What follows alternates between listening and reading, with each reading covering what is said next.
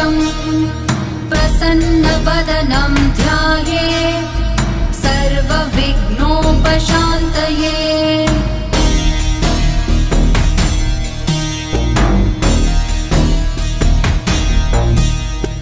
शान्ताकारं भुजगशयनं पद्मनाभं सुरेशम् विश्वाधारं गगनसदृशं मेघवर्णं शुभाङ्गम् लक्ष्मीकान्तं कमलनयनं योगिभिर्ध्यानगम्यं